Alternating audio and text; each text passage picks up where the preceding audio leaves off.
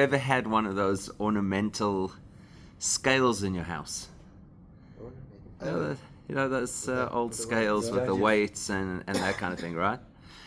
So most people, if you ever have or have had one of those, I don't know if they're antique or not, they think it's just a piece. You know, it's not necessarily something that you have to be worried about halachically. Like, what could go wrong? It turns out that one of the things it speaks about in the Torah is that you have to have honest weights and measures. And that's not only in the old days in your shop, or I guess today even those digital scales, they have to be set appropriately. It's like the guy who tries to put his foot under the scale at the check-in counter so that the luggage doesn't weigh, doesn't reflect as much as it weighs.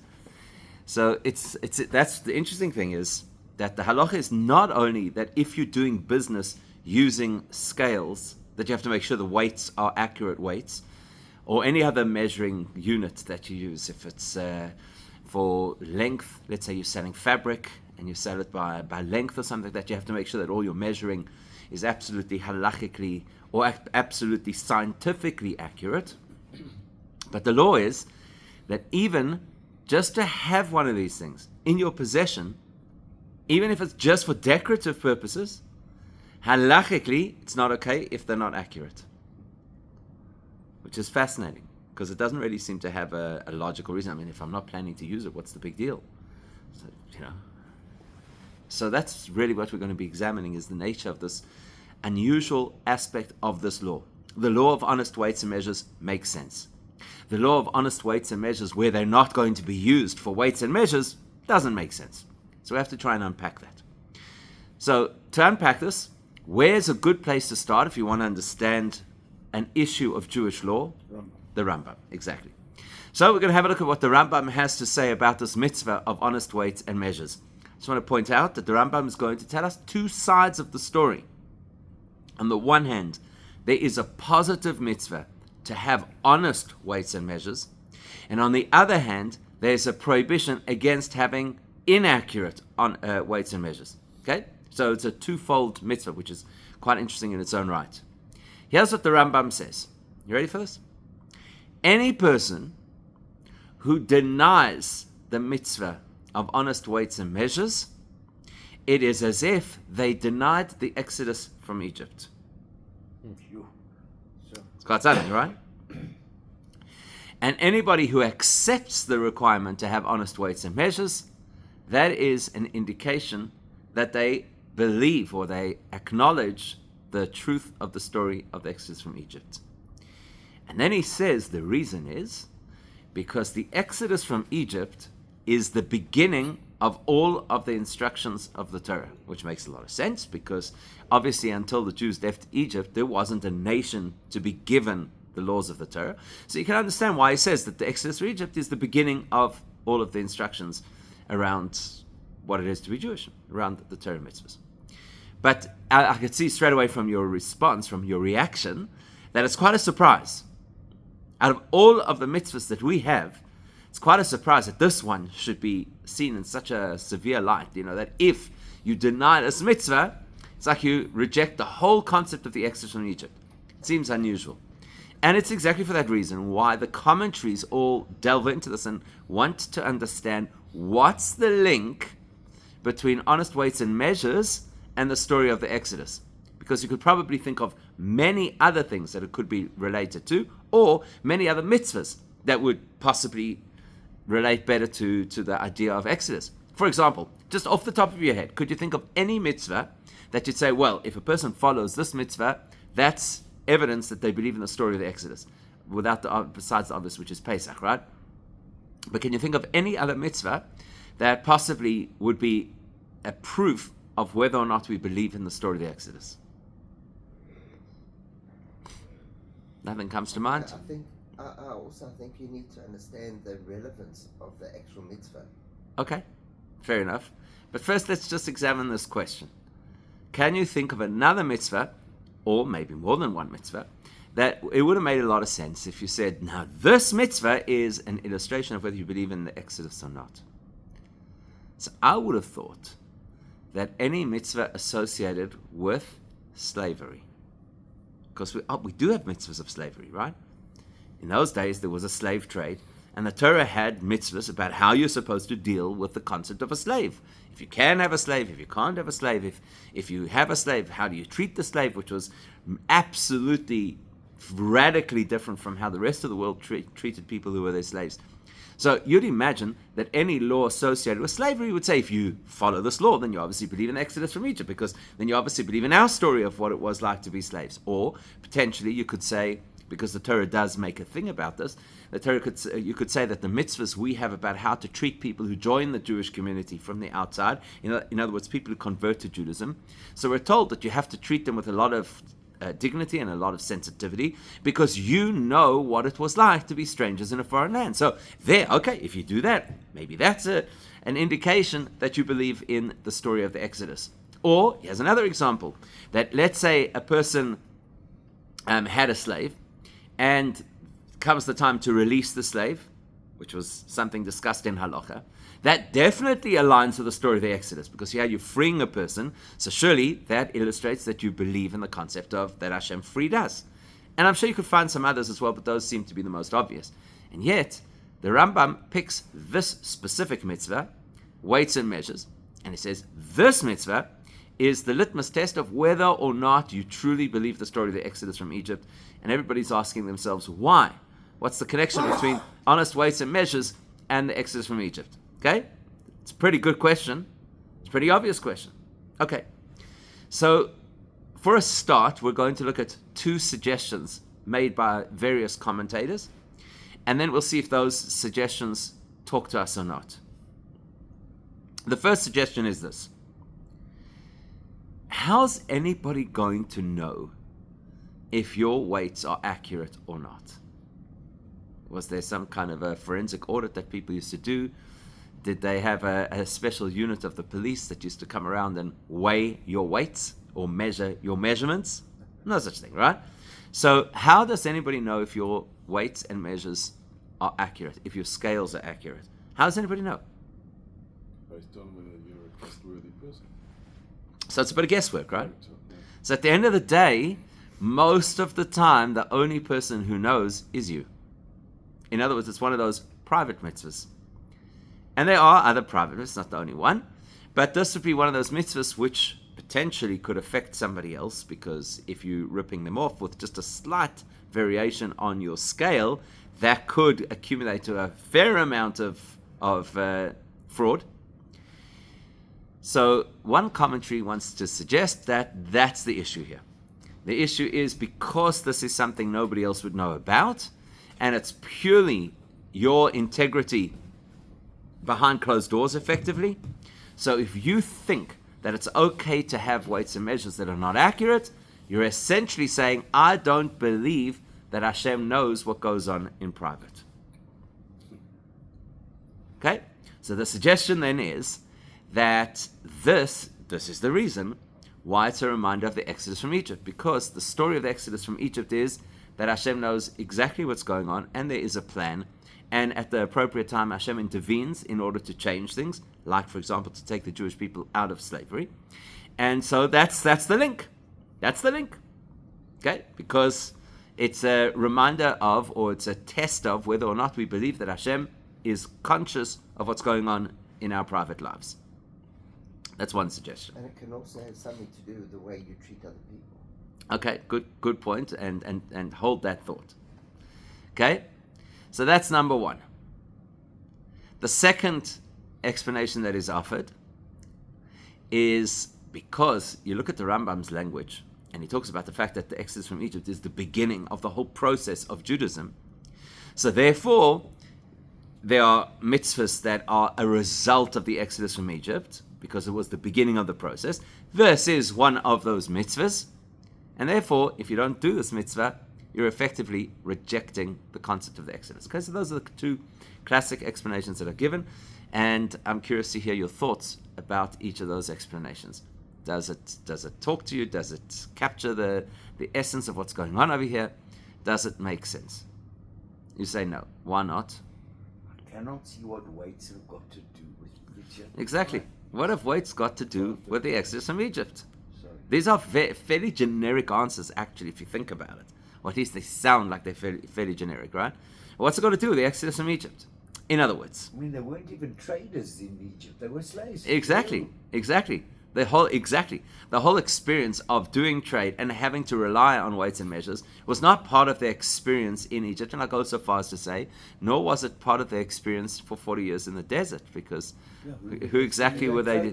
Well, maybe they were doing trade, but who exactly were they selling product to? Because that's typically when you're using weights and measures. There was probably some kind of a barter system with nomadic tribes who they encountered in the desert, and they were probably exchanging things, whatever. And maybe there's a bit of weight and measurement that's going in over there, but that's already once you're out of Egypt. In the story of the Exodus, it does not seem to be any direct correlation between weights and measures and the story of the Exodus. What about measuring the manna? Okay, good question. But they lived So, in Israel. so And they lived correct. So let's say that measuring the manna, there's no legal implication of measuring the manna, and if that was the case, then what the Rambam should have said is that if you acknowledge the laws of weights and measures, then you acknowledge the miracle of the manna in the desert. But he doesn't say that. He says you acknowledge the story of the Exodus, and that sounds very specific. Besides which, let's be honest. Get the pun? Well, So, before Amazon.com, there was Nile.com that put stuff in the river. yeah, exactly.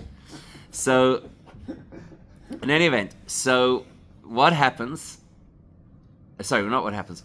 So, if you're talking about mitzvahs, where it's all about you and your own integrity in the privacy of your own home or your own head, and that's supposed to be associated with the story of the Exodus, I'm sure you could think of a few other mitzvahs that are also about what goes on in private and are not necessarily known to the public, right? Probably a lot of mitzvahs on that list, surely. I'll give you one that's very obvious. I'll give you one that's very obvious. Stealing, right? But if you want to be like kind of in the same genre, so stealing, there are two kinds of stealing. There's what we call geneva, and there's what we call gezela. So the nature of gezela is that it's daylight robbery. The nature of geneva is that it is theft under the cover of either darkness or secrecy. In other words, there's a whole area of Jewish law about honesty and how you treat people and not defrauding people that is far more A, common, and B, generic than these weights and measures, and it's all about your integrity. It's called geneva. It's called stealing. Surely the Rambam should have said that any person who steals, and again the definition of stealing as opposed to robbery is that it is done on the quiet, that person is clearly denying the Exodus from Egypt, if the whole concept of the Exodus is to remind us that Hashem knows what's going on in private. Why is he being so super specific that if you steal in this particular way, where you have these dishonest weights and measures, that would be a denial of Hashem's hand in the Exodus? Doesn't seem to make sense, right? Couldn't it be trust in Hashem? Same point. Doesn't matter. Even if you say that, same point. Trust in Hashem would speak to the concept of theft. Doesn't help us. Doesn't answer our question. So why is the Rambam picking this particular mitzvah and saying, this is the one? If you accept it, you accept belief in the Exodus. If you reject this mitzvah, you reject the concept of the Exodus. Doesn't seem to make sense. There does not seem to be a correlation, even when you say it's because of being aware or not, accepting or not that Hashem knows what's going on. There are other examples that could equally and probably even more relate to that principle. When they were in Egypt, they couldn't steal anything. Why not? I don't know. Of course they could have. But They got all their Jewish- Of course they could have They didn't have stolen. their own properties. Of course, they absolutely had their own properties. They would certainly pay, could have stolen. In fact, it was much more likely that they would have stolen than that they would have had inaccurate weights and measures.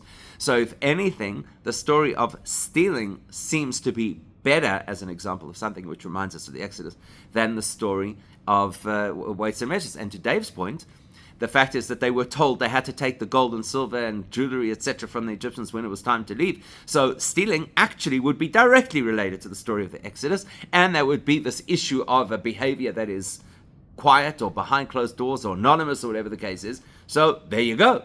Why do we need this hyper-specific example? Also, The explanation, which is even harder to wrap your head around, to say, well, because the Exodus was the beginning of the Jewish experience, therefore this is a mitzvah that is an offshoot or a product of the Exodus. Well, you could say that about all 613 mitzvahs. They are the products of the Exodus. And maybe if you want to stretch it, you'd say there are a few mitzvahs that they already kept from beforehand, like a bris or the Pesach sacrifice. But fundamentally, the principle of saying that a mitzvah is relevant because it's after the Exodus is a story you could tell about every single mitzvah. So that can't be the explanation either. Okay? So what we're going to do before we get into this is we've got to just pay attention to the Rambam's language, because all of the great sages, especially the sages of the medieval era, Rashi, the Rambam, and their colleagues, they were so very cautious about the language that they used. And they didn't say things for dramatic effect. They didn't say things just to make it sound more poetic. Whatever language they used was extremely carefully chosen, and therefore is supposed to represent something in terms of that particular topic. So in this case, there are two things that the Rambam says that should catch our attention. Let's start first with the one that's not so dramatic, and then we'll start with the one that is apparently quite dramatic. The Rambam makes a point of saying that the reason this issue of weights and measures is such a big deal that if you don't follow it, it's a rejection of the story of the Exodus. The reason it's such a central issue is because, in his words, it is the beginning of the instructions to the Jewish people, which is a funny thing to say, because chronologically it's not. Chronologically, it's far from the first thing the Jewish people were told. We know that they were told to have a calendar. We know that they were told to have a bris. I'm not talking about history. I'm talking about at the time of the Exodus. They were told to make a Pesach sacrifice. We know that shortly after the Exodus, they were given the laws of Shabbos. This law of the weights and measures really does come quite far down the line, relatively. So it's curious that the Rambam should call it the beginning of the instructions. How is it the beginning of the instructions? On what basis is he even saying that? So that's something that should really pique our interest, and we've got to work this out. Why would he call this particular instruction the beginning of the instructions of Judaism? That's interesting, and it's definitely going to help us to understand what's going on over here. But then the Rambam says something that really just sounds like it's dramatic, which is, any person, remember this because we've already been through it once, but it probably didn't strike you at the time. The Rambam says, any person who denies the mitzvah of weights and measures, it is as if they had denied the story of the Exodus from Egypt. Now that word deny seems misplaced. I'll explain to you what I mean.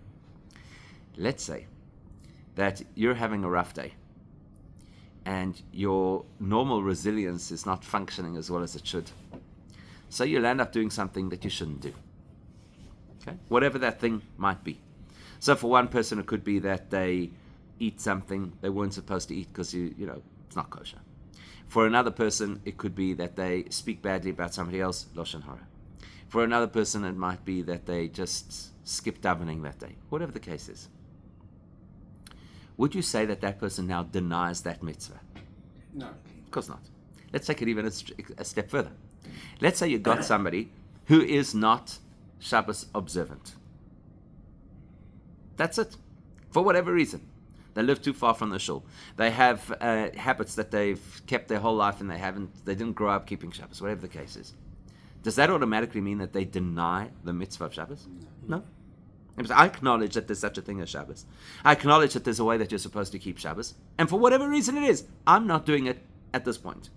It's not a denial. It's such a strange way to say it, right? Any person who denies the laws of weights and measures, it's like they've denied the Exodus from Egypt. The more realistic way to say it would have been any person who ignores, any person who disobeys, any person who is not cautious about the laws of weights and measures. That is a statement that you don't really believe in the story of the Exodus. That would make sense. But this expression, denying the mitzvah, is a highly unusual expression. You won't find it anywhere else except on issues of faith. There you could say anybody who denies belief in God, that you could say. Any person who denies the belief or rejects the belief in the resurrection of the dead, you could say that. But it's not normal to use the expression somebody who denies a mitzvah. It's much more normal to say a person who doesn't observe a mitzvah, or a person who's lax about a mitzvah, or a person who rejects a particular form of conduct. Deny is a very unusual expression, so we have to understand why would the Rambam use that expression. And again, he doesn't say things just for dramatic effect. He says things because they are directly relevant to the conversation. So, the first clue that we're going to get is something that I mentioned right at the beginning of this conversation. This is a strange mitzvah. It's a very strange mitzvah. And that's what David said, hold the thought about that it has to do with how you treat other people. Because if this is a mitzvah about how you treat other people, then the mitzvah should be, do not use dishonest or inaccurate weights and measures when you're doing business. That's not the mitzvah. The mitzvah is, do not have inaccurate weights and measures. And the Rambam is very clear about this when he goes through the laws of this particular mitzvah. He says, as we discussed right at the beginning of this conversation, he says that you're not permitted to retain in your possession any kind of weight or scale or measuring device that is inaccurate. And he didn't make that up. That's what the Torah says. The Torah says, Lo yiyeh bechischa eben va'oven efa va'ifa. The Torah says, do not have in your possession these, and it gives various types of weights that they used to typically use in those days. Don't have them in your possession if they are inaccurate. Now that seems so odd, because surely there's no harm in having some decorative scale in your house that happens not to be exactly accurate. What's the big chap? You're never going to use it. We've moved on. We're in the digital age. Nobody is pulling out their little scale over there and trying to balance it with the weights. And if it's in your house, the likelihood is that it hasn't been used in commercial use for probably years, maybe decades. What's the problem with having it? So this is different pretty much to almost any other mitzvah that we know of. Because most mitzvahs that have to do with honesty in any form or fashion have to do with when that honesty lands up impacting somebody else, or the dishonesty impacting somebody else. We've just discovered a new class of mitzvah, where it's about honesty, but it's not in terms of how that honesty affects the next person. It's just almost as if to say, you can't tolerate any vestige of dishonesty in your space. So that's our first clue. This is not a mitzvah about what you do. This is a mitzvah about what you allow into your environment. And that's going to take us on the path to appreciate why it's associated with the Exodus from Egypt.